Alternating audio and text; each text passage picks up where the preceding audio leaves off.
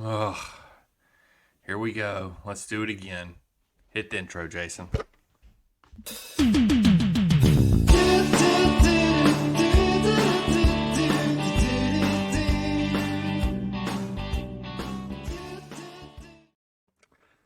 Hello!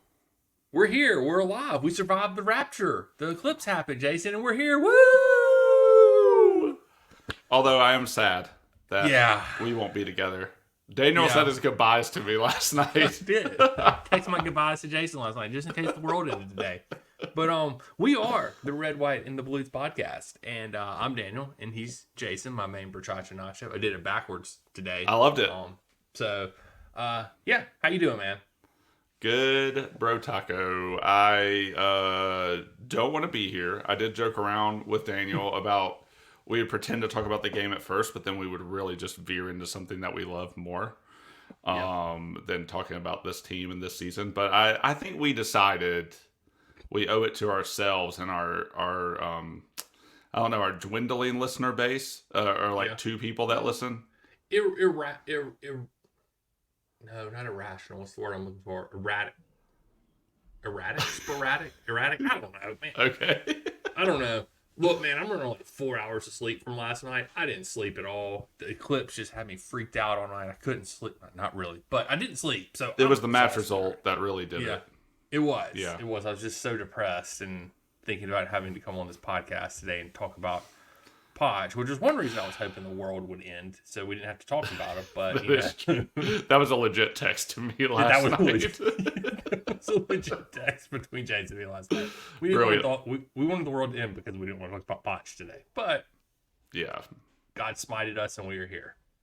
God, no, not today, kids. Not God today. has. God said, "No, you shall have more hell on earth. You have to do your podcast." Yes.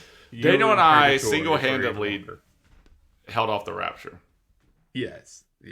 Thanks to us gods that the world is still here. Thanks to the eclipse and all the hoo-ha that was going on. The greatest stuff ever. People are stupid, by the way. But I love stupid people, so they keep me entertained. Yeah. So, yeah. What are you gonna say? But I mean, I guess this is cheaper than therapy. I mean, this is like our therapy session. We talk about it all the time. You know, isn't that what they say? They say like men will do a podcast together before going to therapy. Yeah, exactly what it's true. Yeah, it's true. It's no lies detected there. Yeah, I mean, we only pay us a fraction of what we pay for therapy by doing this podcast. So it's true. I think we're good. Yeah. Yeah, we're completely fine. I don't know, man. It is. I guess we just get into it. 2-2 draw against Sheffield United. So we have now in the span. Now this isn't like this is what's mind-boggling. Is in the span of a week, we have drawn two teams at the bottom of the table, and then beat a team that was in sixth place. Yeah, all in the span of a week. Wait, but hold on. We haven't lost in like the last 6 games or something. Yeah, but we're on like a 7-game match streak of giving up 2 goals, of conceding a minimum of 2 goals a match. So. Yeah, but our form is pretty cool, right? Like between the last 4 matches, we've established a win draw pattern. Hey, that's something. That's more of a consistency there than it has been anywhere else this season with this team. Yeah, we got something going for us. Yeah, I mean, we talk about this too. We talk about the eye test a lot, and I just remember watching the match yesterday. I was like, I'm not going to remember this. I don't know how I'm going to talk about this on the podcast, so I can't talk about tactics today. There's no point. We could talk about some of the subs or whatever, and I mean, you want to talk about the awesome 3 at the back we had, Jason? You know, that great tactical, and then you have to with Silver in there. Yeah, but supposedly. Yeah. But eye test wise, man, like we just don't like even when like we went up like early in the game. off of a set piece from Silva. From Silva. I mean, man, they just let him run right into open space inside the box. And the dude just first takes that corner on his foot and just pops it in the bottom left corner. Mm-hmm. Like that, I mean, I was like, okay, we're still Chelseaing it up. We're still passing the ball a lot, like, to each other without actually going forward. like it. I have to clarify to each other. Yeah. Because a lot of times we do pass the ball. We do. To the other team. And we did like that. To do that. We did that a lot this game. Mm-hmm. Yeah, so yeah, man. I was like, okay, well, maybe Sheffield will Sheffield it. I mean, they are the 20th place team. They have let in 50-something goals this season. Yeah. Maybe this will be okay. And God, like, what are we doing? Like, as soon as we go up, we were just gone the rest of the game. And I don't know why that happens. I don't know where that comes from. We can talk about mentality and we can talk about heart. I'm starting to think it's just incompetence. Like we don't know what to do when we're ahead. Like we don't protect the ball. We make really stupid passes. Is it arrogance? Is it incompetence? Are they masquerading as both at the same time? And like that's what we're seeing. Like I don't think it's just like a lack of heart. I think they're just idiots. Like I think that they're just uncoached. Like we obviously have players who are very good on that pitch and who are very smart, who have a lot of football intelligence. But like as a collective, I have no idea why we do the things that we do. Like it's just like what we're talking about at the Burnley game. Everybody was like, Palmer can't do it all on his own. Like he's the only one doing something out there. He can't do it all on his own. Then we go to the Man U game. He does it all on his own. Yeah. And then we come to this game, and he has an assist, but he got pulled in like the 70-something minute. So it's like, it's just, I just don't understand. Like, is the incompetence trickling down from the coaching staff? Like, we clearly didn't think we needed a set piece coach until early. Anyway, I'm going to stop. I'm just mad. I think this is stupid. I didn't want to come to this podcast. The only reason I'm here is because of you. I'm not here because of Chelsea anymore. I'm not here because of these things. Although I do love my bear. My wife gave me that bear like 15 years ago. So you can't find this bear anymore. This bear. So it's like American owners don't like teddy bears and they discontinued it. That's what happened. And so anyway, I don't know, man. I'm done. Daniel, let me just say too, Daniel did an amazing job on the Man U episode. Go watch that. That's a fantastic episode where where Daniel like succinctly stated all the things, gave a breakdown of the game that was really good. The podcast didn't go wayward because some idiot named Jason decided it needed to. He didn't go on a rant. Go watch that episode. I apologize. Daniel, fantastic episode. Kudos. That was a great episode. A better time when Chelsea incompetently won a football game. That's a good way to put it. Still, that's a great way to put it. Like, we're falling up. We're like, and we barely fell. Like, we lost 2 points to Sheffield United and to Burnley. Mm-hmm. Like, two of the bottom most teams. Like, what are we doing, man? I'm done. Yeah, this is stupid. Know, this team is stupid. They are. They're very anyway. Thank you for the kind words. Of course. I mean, that podcast freaking rocked. I listened to it and I texted you that I thought you killed it and you should do this without me. No. So it's entirely too awkward. I don't like it. It was the most awkward thing in the world. Like, it took me 10 minutes just to muster up the courage to hit the record button because I was like, this is so freaking awkward. Dude, you did so good. Oh God, so awkward. Okay, well, I'll shut up now. That's my take on the game. That was a piece of shit game. Unnecessary football, unnecessary subs, unnecessary coaching. Like, this is stupid. Like, this team is, I don't know how we're in the top half of the table. We're an incompetent bunch. Mm-hmm. Collectively. Yeah, I think against the bottom 4 teams, we're 4-4-4 this year. I think 4 wins, 4 draws, 4 losses, something like that. I can't remember what the stat was. I read it earlier today. That seems way off. That seems way wrong now that I say that out loud. So I'm gonna. If it seems way off, it means it's true. When you're talking about Chelsea bottom 6, that's what it is. We've won 4, drawn 4, lost 4 against the bottom 6. So our problem isn't that we, play against, we suck against the Cities or the Arsenals or the Uniteds or the Tottenhams. We suck against the shitty teams. I mean, like, how do you explain that? There's just no way to explain this. Like, it's just laughable at this point.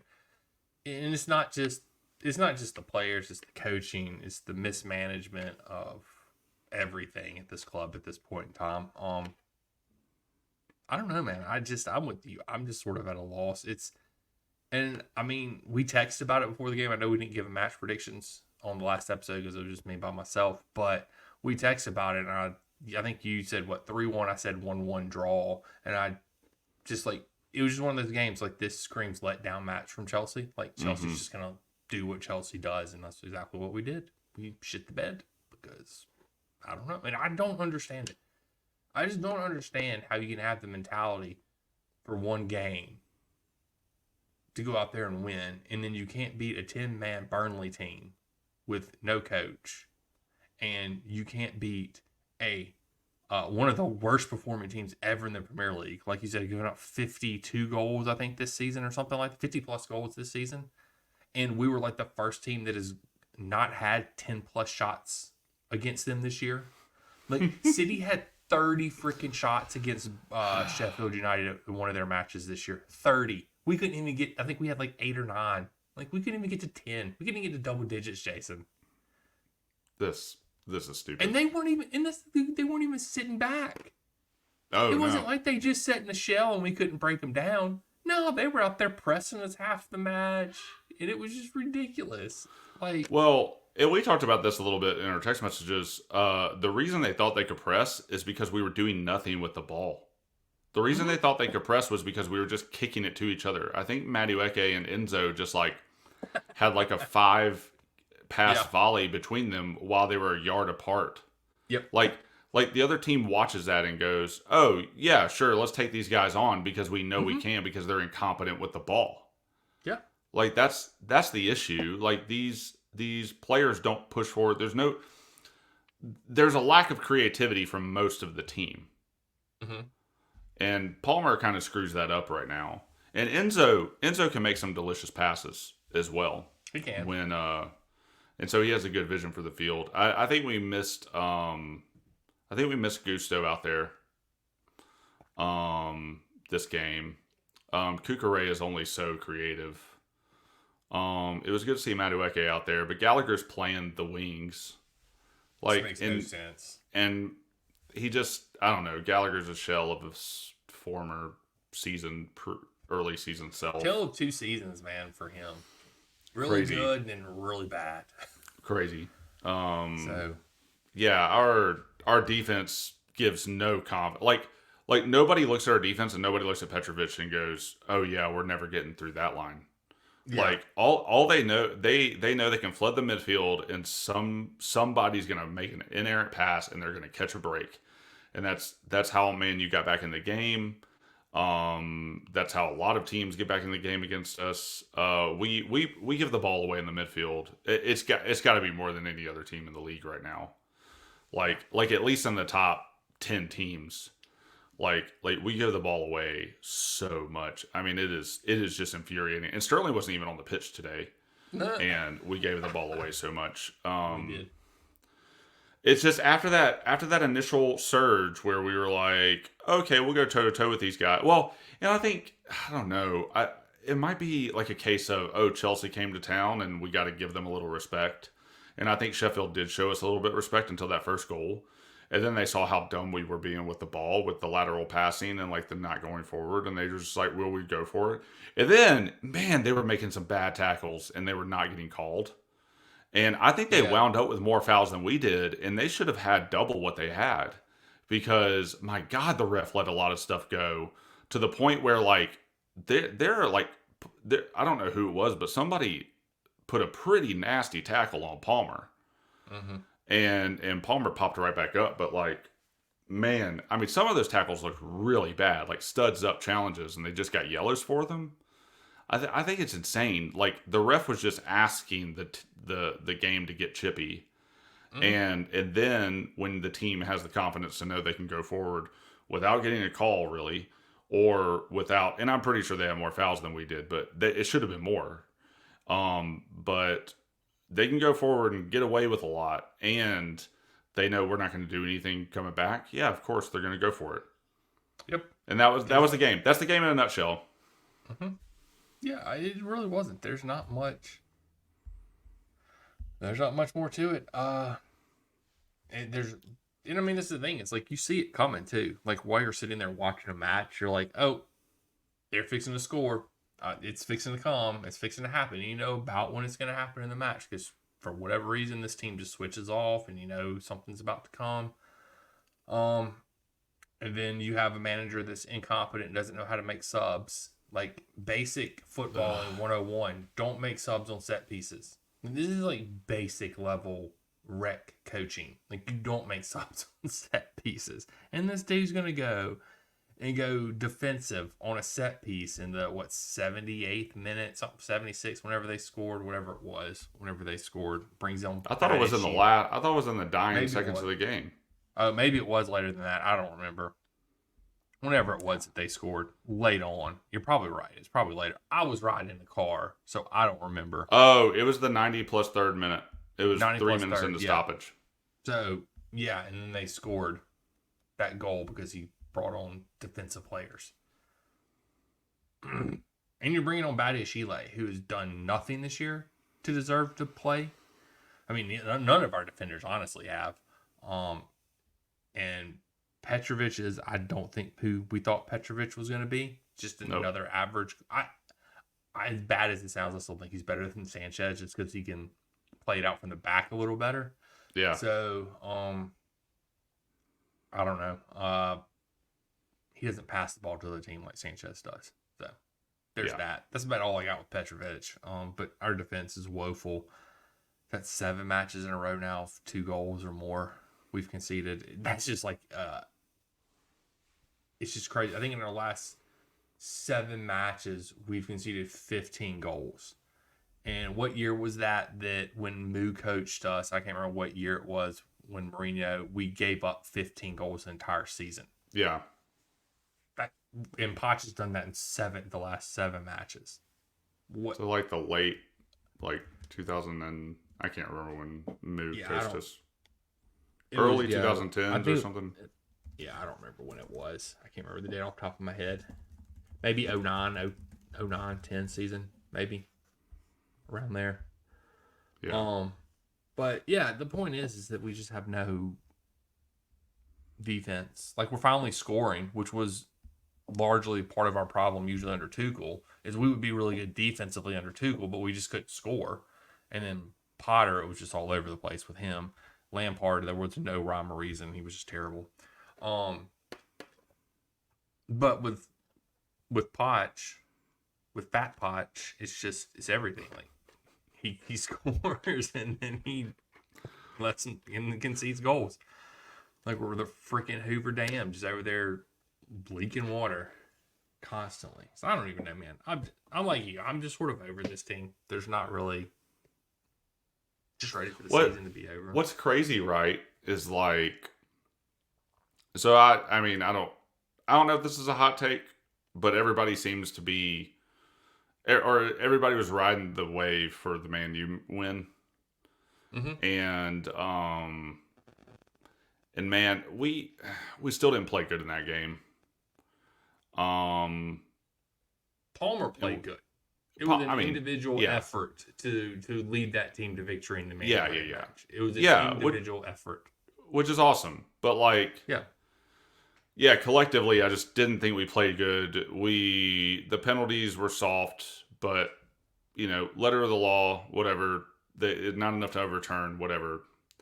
But but like still soft. And they're just boneheaded on the last corner. I have no idea what Man U was doing. Like we got gifted the win at the dying minute. And thanks to Palmer for being brilliant. I mean, of course, like we still needed Palmer to be brilliant there, and I'm not taking anything away from him. But I like no dude had acres of space and time, and didn't help that it was Mount that didn't close him down. Well, yeah, they were all pointing at him. Like that's the funny thing. If you watch the video from the other angle, from like behind it, from the stands, like all the Man U players are pointing at people to get out there and cover Palmer, and nobody did it. Yeah, he scored, so whatever. But I still don't think overall, like I still don't think we played well. But like there's a feeling at the end of that game, right? Because we go into this weekend, like go into this game on a Sunday. We're riding high off of Man U, and rightfully so. I'm not taking anything away from the team. I'm saying we got the win. You know what I mean? Like, and that's something that we're not good at with this team. And so everybody always thinks after we get a win, is this the time? Like, is this the time that we go forward? Poch showed some enthusiasm, was on the field, was saying the right things in a press conference. Easy to say that when you're winning. Like when you're not having to defend boneheaded mistakes. Like the game overall worked out for us really well. It was really fun to watch a lot of Man U people like really melt. Like I loved that. And a lot of them were coming after Poch, or some of them were coming. Some notable ones were coming after Poch too. They were just mad that this guy had beaten them. I would be too. Yeah. And then Man U goes on to draw Poole right before our match. So like that's kind of huge because it's like when we're watching an SEC football and like we're like, oh, the team we beat just beat the good team. It's like that makes that win better. And so like there's a lot going in. We had 2 games in hand. We win those. We're in Europa competition. We're like in a Europa spot, not the Europa spot, but like because the way things are shaking out, like 6 is probably going to go Europa. Yeah. Mm-hmm. So it's like, yeah, I mean, like there's everything to gain from playing, and we're playing the 20th ranked team in the Premier League who's given up 50 something goals. Yep. Like this was gifted on a silver platter to us. And that's the performance we go do. Mm-hmm. Like how does Poch get that performance out of the players? How do the players give that performance? How does Poch set up the team in the way that he did?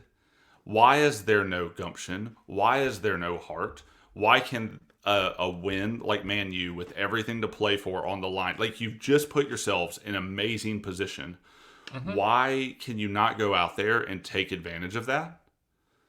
Like we don't have to talk about tactics here. We can talk about like how Chelsea shoots themselves in the foot every single chance they get in every single way possible. Like and in the worst way possible against the 20th ranked team in the Premier League who's given up 50 something goals. Yep. I just feel the need to repeat that constantly.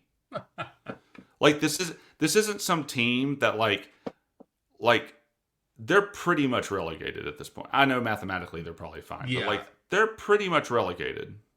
Yeah. Pretty much. There might be an outside chance, I don't know. But like you got a team that's kind of down on themselves. They really don't have a lot to play for. Like it's ridiculous. It's stupid. It's stupid that we have to talk about this team in this way after what happened at Man U. Yeah. It's just stupid. Even though I think we fell up at Man U. Mm-hmm. We did the same thing against 10-man Tottenham. I mean, like, I'm not saying you take anything away from a 4-1 win at Tottenham. Yeah. And I'm not saying you take anything away from a home win against Man U in the dying seconds. Like, I'm not saying you take anything away from that. But I am saying those performances sucked overall. Palmer's getting all the credit for Man U, rightfully so. But, like, we barely broke down a 10-man Tottenham. And the only reason we did that is because they played... Their line was, like, at our box the entire game. Like That's the way they play. That's the way Pochettino was like... Or whatever his name is. That's his name? I don't know. Sounds a little like Poch. I can't pronounce his name. whatever Tottenham's manager's name is, like he was like having to defend how high he was playing, and we still couldn't break down a 10-man Tottenham. Nope. Like, yeah, so I'm not taking away anything. Like, on paper, a 4-1 win against one of your biggest rivals looks pretty damn good. A 4-3 win against Man U at home looks pretty damn good. But, man, do they not pass the eye test. The only person passing the eye test right now is Palmer. Yeah, but if you think about it, like, how different the conversation or how different my demeanor would have been on the podcast last episode had we not scored those 2 goals at the end of the match. Yeah. The demeanor completely changes. And it's literally just because Cole Palmer, I guess Madueke gets the penalty, and then Palmer gets they win the corner and Palmer puts in the back of the goal. So, I mean, and it's... Yeah. But, I mean, it's football. Sure, and that's why we watch. Yeah, and that's why we watch, and it's what makes it funny, because that's one of the dilemmas that, like, I've had this week, because, like, I think I probably think about this backwards for most people, but, Ten Hag came out after, the match and said, that they deserve to win that match, and then a lot of, Chelsea fans were like, oh, we didn't deserve a draw this weekend at Sheffield United, or whatever, but my whole thing is, it's like, you just look at the scoreboard. What does the scoreboard say at the end of the match? You get what the scoreboard... You deserve whatever the scoreboard says, because that's what the results are. Like, I don't care. Like, did we play like shit? Yes. But we still drew. So that's what we deserved. Because they couldn't capitalize either. Right. So, if they have a higher XG, if they have more shots on target, well, then they failed to do their job just as much as we sucked at doing our job. So, right. Both teams sucked. Man U, they sucked, more than we did. So in that last match, so it's one of those things, like, whatever the score comes at the end of the match is what you deserve. Just like we can't sit here and say, we gripe on this podcast all the time about them talking about, well, Chelsea should be 4th this season or should be 5th according to the analytics and our numbers and blah blah blah blah blah. No, we shouldn't be. We should be 9th because that's where we are. Yeah, like. You get what you deserve. You get what you put in. So, I mean, you look at it and you've lost your last... You should have had 9 points from your last 3 matches. Yep. But we don't get 9 points from our last 3 matches, despite what the analytics say. So stop with that logic. You're hurting my fragile little brain. Yeah, so it's just one of those things. I don't know. If I was Man U, I don't blame them for feeling robbed in that game. I'm not saying that we didn't deserve to win. I'm not saying that at all. I'm saying if it would have been reversed, I would have felt robbed too. Like, I would have felt hard done by in that game. But a loss like that's just painful. Like, so it's just gonna, like, you're gonna hurt. Like, it's just gonna... That's going to suck, and you're going to lash out. And that's why I watched all the Man U people do that. Yeah. Because I did a little tour of YouTube just to enjoy their pain a little bit. Yeah. So, nice. And I wouldn't blame them for doing the same thing to me, but I would be angry about it. Yeah. You know what I mean? And I think that's my point. Like, yeah, football just doesn't go your way sometime. Yeah. And that's what we say. Like, if you're playing at a high level, like, hopefully you're playing at a high enough level to overcome the luck factor of football. And, like, we just had 2 things happen back to back in the dying moments of the game that don't normally happen back to back at all in a game. And you, like, how many teams score 2 in like 2 minutes? Yeah.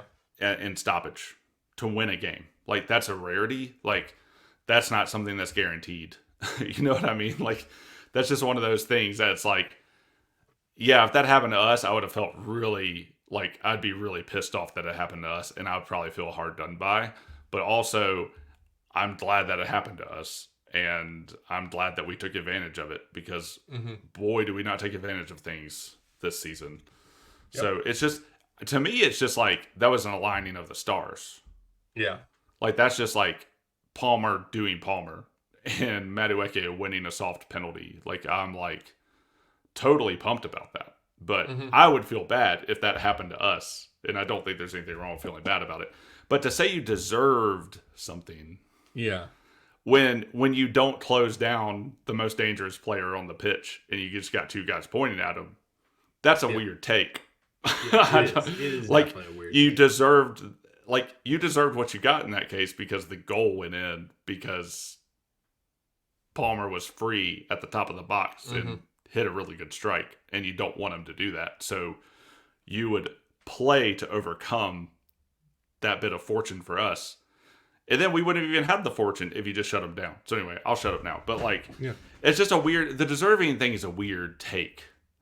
And I'll just piggyback off of what you said. Because the XG thing about how we should be fourth, I think is blowing our minds.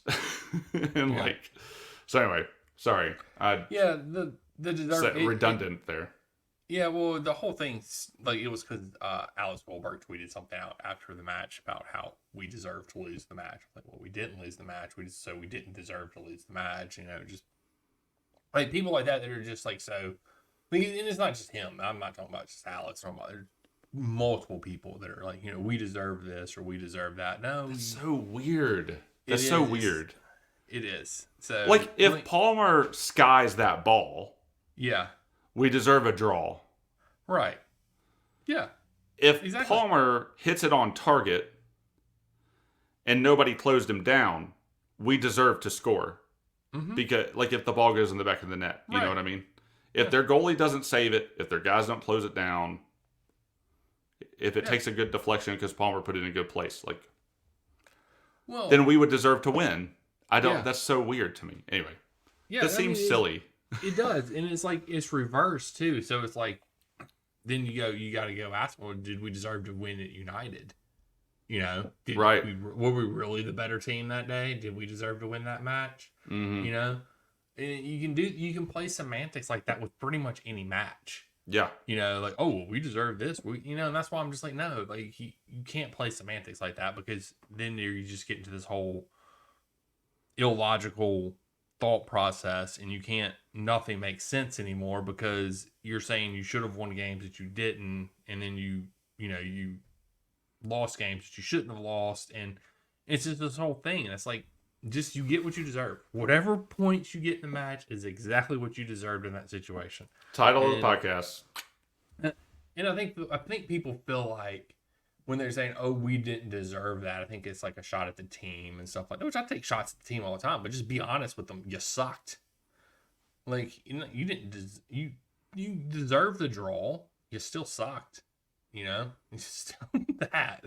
Yeah, I just slagged off the team that beat Man U 4-3. So yeah, I don't know, but that was, I don't know. This match, Sheffield it was great. I don't know. It was not good. There was so many things that just went wrong in this match. Madueke, guess we should probably tell him he had a great goal. After really not doing anything the entire match and then just comes out of there and just has the goal, which is what he does. That's usually that's the very Madueke match. He doesn't really do anything until he does something. Yeah. So, true. You won't even realize he's on the pitch. And then he scores or he wins a penalty or he does really good at taking his man one-on-one and gets in the box and creates a chance for somebody else and they blow it or something to that extent, but then he won't do anything for a while.